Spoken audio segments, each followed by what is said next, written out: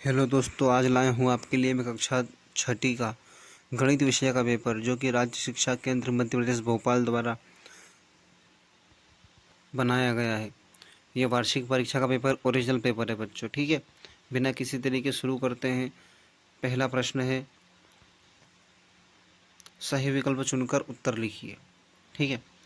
तो प्रश्न एक, ये पैटर्न किस पर आधारित है? जोड़ पर। इसमें जोड़ते जोड़ते हम पैटर्नों को आगे ले जा रहे हैं, ठीक है।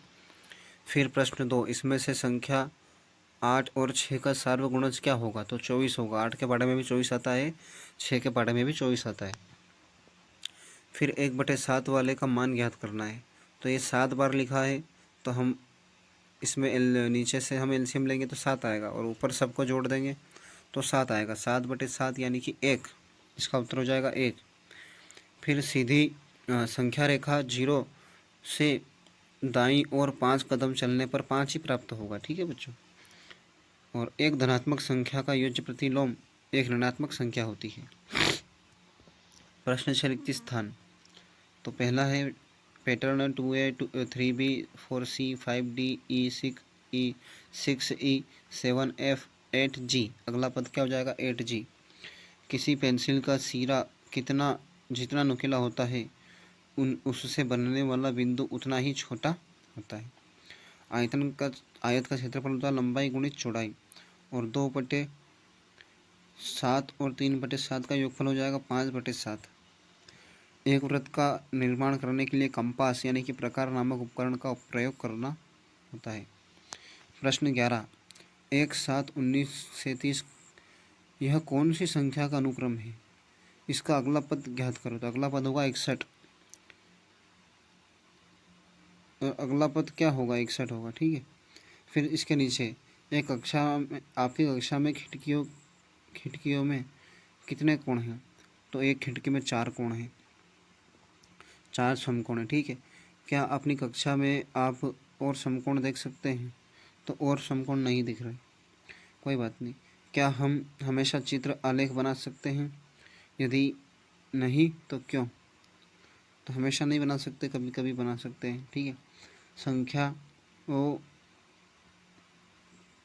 343 और 17 में क्या पहली संख्या दूसरी संख्या से विभाजित होती है? अभाज्य गुणनफल का प्रयोग करना है। यह जगह नहीं, इसलिए मैंने सॉल्व नहीं किए बच्चों दोनों प्रश्न, ठीक।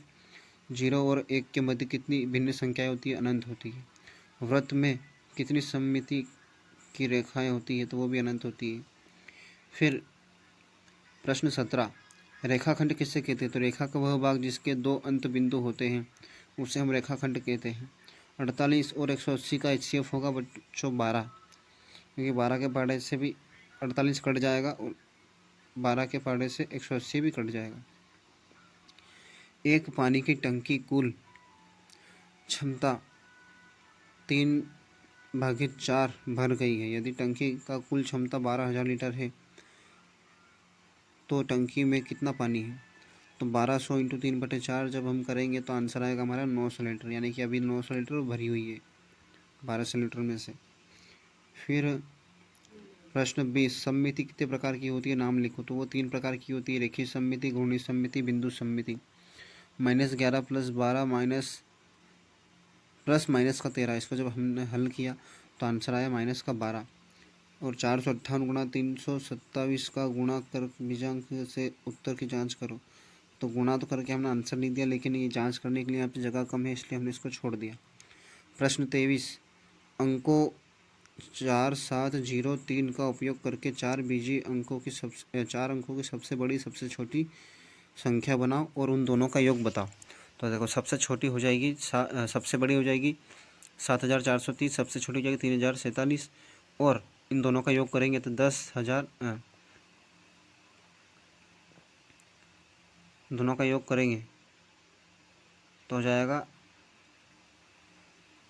10,477। ये 5 तो नंबर है ना, 5 नंबर का प्रश्न था ये, तो 5 तो वो नंबर लिखा हुआ है। फिर छात्र के विभिन्न विषयों के प्राप्त अंक इस प्रकार दे रखे हैं। दंड आलेख बनाना है, तो जगह नहीं हमारे पास, इसलिए हमने इसको छोड़ दिया। दंड आलेख आपको आता भी होगा बनाना। चलो प्रश्न 25, 20 मीटर लंबे और 16 मीटर चौड़े भूखंड के चारों और 4 मीटर चौड़ी क्यारियाँ हैं। तो भूखंड का कुल क्षेत्रफल और क्यारी को छोड़कर शेष भूखंड का क्षेत्रफल ज्ञात करो। तो कुल क्षेत्रफल है 320 मीटर और क्यारी को छोड़ के है 96 मीटर। ठीक। फिर 26, एक आयत की लंबाई 7 सेंटीमीटर, चौड़ाई 5 सेंटीमीटर। तो आयत का परिमाप और क्षेत्रफल ज्ञात करना है। तो परिमाप हो जाएगा 24 सेंटीमीटर और आयत का क्षेत्रफल हो जाएगा 35 सेंटीमीटर स्क्वायर।